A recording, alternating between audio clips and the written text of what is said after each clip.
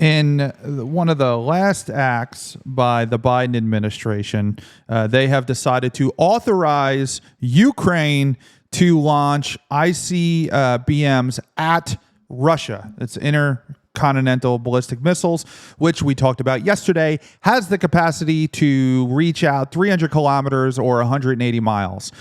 Now, as a result of that, Russia has now declared that they can use nuclear weapons in response to direct attacks to Russia. This is an unnecessary escalation in the war.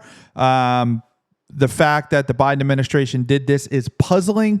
The only reason I see, and I don't have access to the intelligence, right, is that it makes Donald Trump's job way harder to settle this conflict. This is a serious escalation that is completely unnecessary.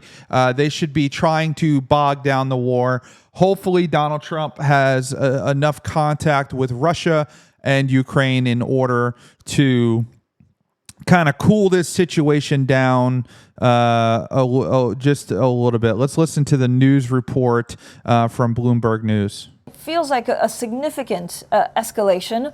Does the U.S. and the U.S. actually, and President Biden gave the blessing to Vladimir Zelensky to use these very big missiles a couple of days ago. Does that come with the guarantee that if Russia escalates, the U.S. is there to protect them?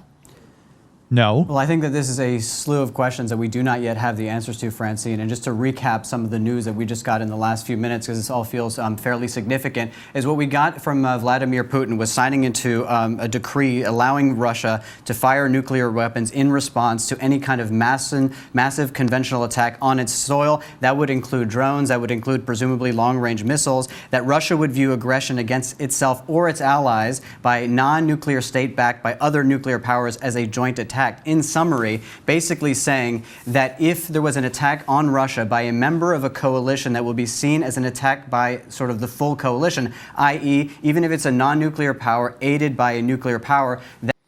This is the closest we have been to nuclear war since the Cuban Missile Crisis. This is the closest we have been to nuclear war in almost 100 years.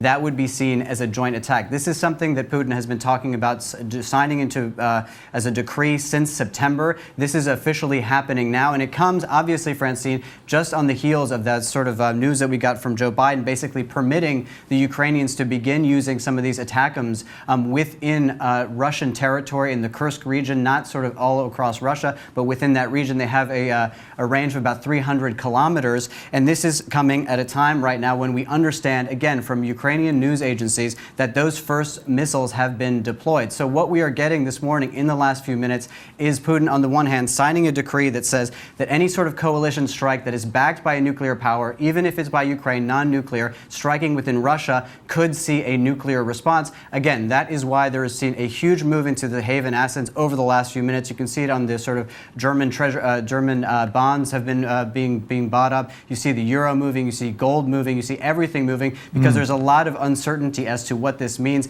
Again, when we think about the possible red lines in Ukraine and when they are drawn, this sort of goes back to what we've been hearing from Olaf Scholz, who has been much more reticent, for one, to support any of these strikes within Russia, presumably to try to avoid a situation that could escalate severely. Yeah. Obviously, this situation can escalate. This is the United States is effectively attacking Russia. I want you to understand the difference between the United States giving money to Ukraine, then the United States going, here's this intercontinental ballistic missile. Here you go. Take our weapon and launch it on our behalf. And we are a nuclear power. So there's something called mutually assured destruction, which is kind of a treaty between all nuclear powers that they know that once one nuclear power launches a missile, everybody's going to launch their missiles, and the world is going to end essentially. The United States has no business giving weapons to Ukraine to use against Russia to kill its own people. The United States had no business trying to push Ukraine into NATO. If the United States and the Biden administration did not try to fast track Ukraine into NATO, Putin would have never invaded, and we would have completely avoided this entire conflict.